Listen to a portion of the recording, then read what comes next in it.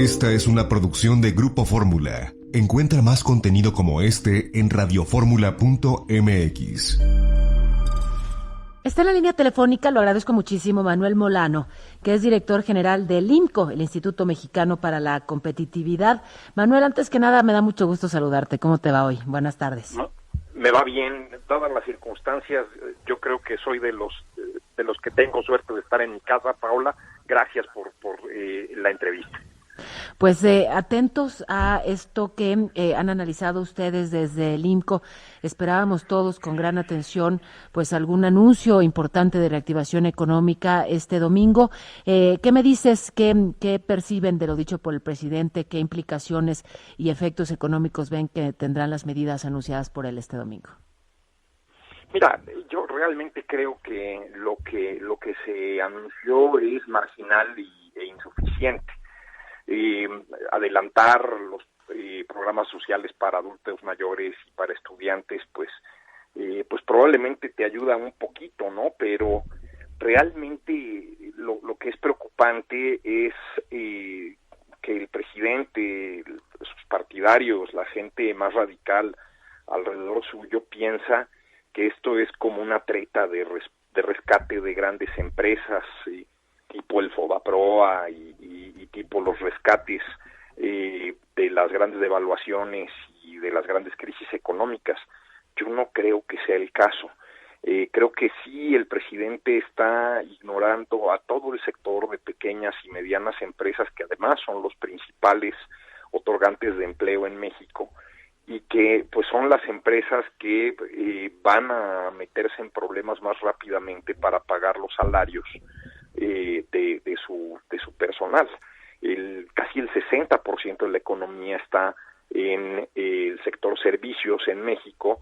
Tienes prácticamente 2/3 partes de la gente en el sector informal, dependientes de propinas, dependientes de su trabajo diario, y esa es la gente que está mucho más afectada. Entonces sí creo que tendría que estar pensando en este sector de pequeñas y medianas empresas, precisamente porque la empresa está diseñada para multiplicar el dinero. Si tú le metes $1 de capital a una empresa, del otro lado va a salir $1.20, $1.50, si es muy exitosa la empresa, $2, ¿no? Y eso es lo que necesitamos. Necesitamos reactivación económica, no solamente una pequeña dádiva para que la gente pueda mantener un poquito su consumo, ¿no?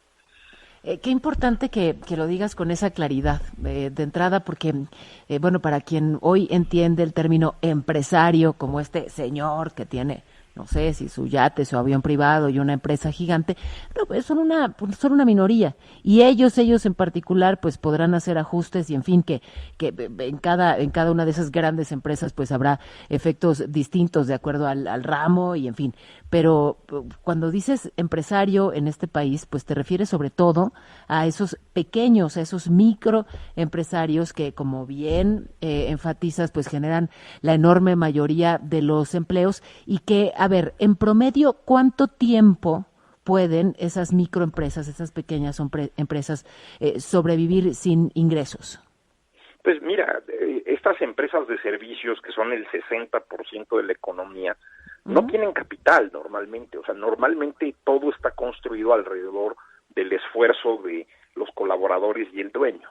Entonces, tú podrías esperar que tengan 2 o 3 quincenas, 6 semanas máximo, ¿no?, para pagar a sus trabajadores. Realmente me parece increíble que el presidente diga que no va a haber ningún tipo de estímulo fiscal, que no va a haber diferimiento del pago de impuestos, que salgan María Luisa Alcalde y Marcelo Ebrard a decir que no hay ninguna justificación legal para despidos, cuando realmente nadie está obligado a lo imposible. Si yo fuera uno de estos empresarios del sector servicios y tengo en la caja 3 quincenas, pues probablemente también pensaría en liquidar a buena parte del personal antes de que me quede yo. Que de hecho es ya lo que está ocurriendo, ¿no? O sea, la realidad se nos está estampando en la cara. Es lo que ya está ocurriendo. Sí, realmente. Ahora, ¿se puede obligar a esos microempresarios a mantener los sueldos, como se ha planteado también? Pues es que nadie está obligado a lo imposible, ¿no, Paola? Ese es un dicho de abogados. Y no, y pero mucho yo menos si creo se van que a la quiebra de plano, ¿no? Y entonces luego pues a exacto, ver quién paga impuestos exacto, ¿no? y a Entonces, ver de dónde creo sale para que los programas sociales. Es que sí, es un círculo vicioso. O sea, no hay que entender mucho de economía para ver que no tiene pies ni cabeza, pues. ahora México tiene un poco de espacio, o sea, digamos, a pesar de los latrocinios y los atropellos financieros de la era Peña, hay algo de espacio para el endeudamiento público. Los empresarios más pobres en México no tienen acceso a los mercados de capital, a los mercados de crédito.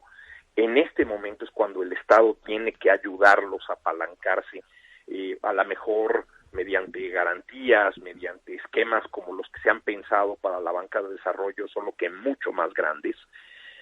Creo que también hay espacio en la política monetaria.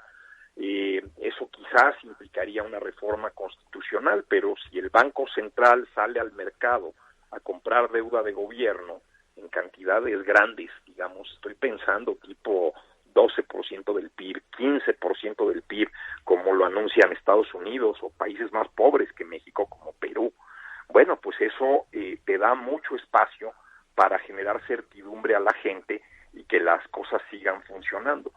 Si yo solo le doy dinero a los hogares, pues ese dinero se va a ir a consumo inmediato o a pagar deudas, porque la gente tiene la incertidumbre de si mañana va a tener su empleo. Y eso pues es muy natural. Entonces, más bien lo que tienes que hacer es generarle certidumbre a la persona que les está dando empleo, ¿no?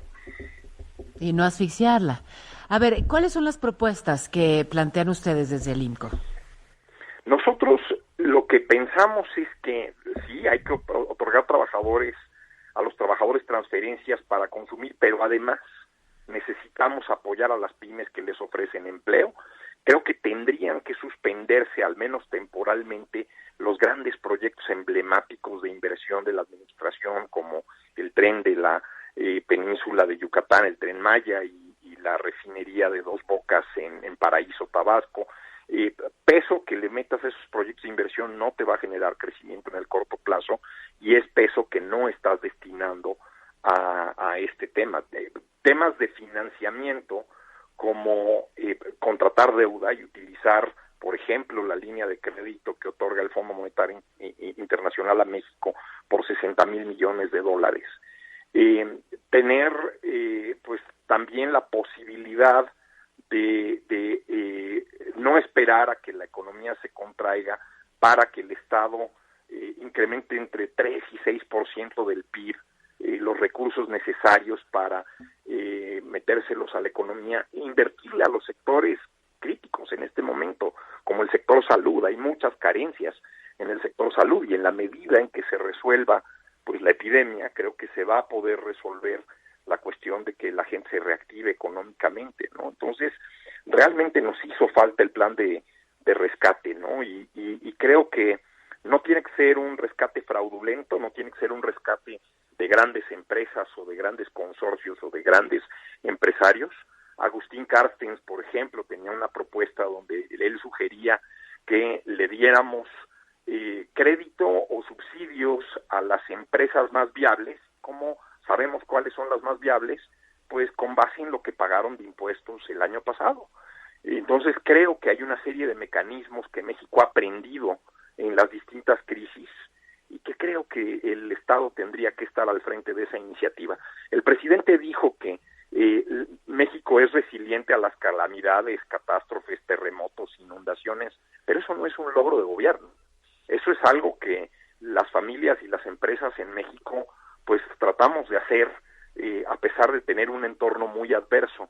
Creo que es el momento, es la crisis económica más grande en el mundo desde 1929. Sí creo que el Estado mexicano debería estar apoyando a quien produce en México, porque es una crisis de oferta y de demanda, Paola. Bueno, pues lamentablemente las medidas anunciadas van en un sentido contrario. Gracias por lo pronto por estos minutos. ¿Hay algo más que quieras decir? Nada, Paola, muchísimas gracias y ojalá tu audiencia nos haga llegar este mensaje al presidente. Te agradezco mucho la oportunidad y bueno, pues estas propuestas están en la página del IMCO. Para revisarlas con detenimiento. Así Bien. es. Gracias, Manuel Molano, director general del IMCO, Instituto Mexicano para la Competitividad. Gracias a ti, Paola. Hasta luego. Esta fue una producción de Grupo Fórmula. Encuentra más contenido como este en radioformula.mx.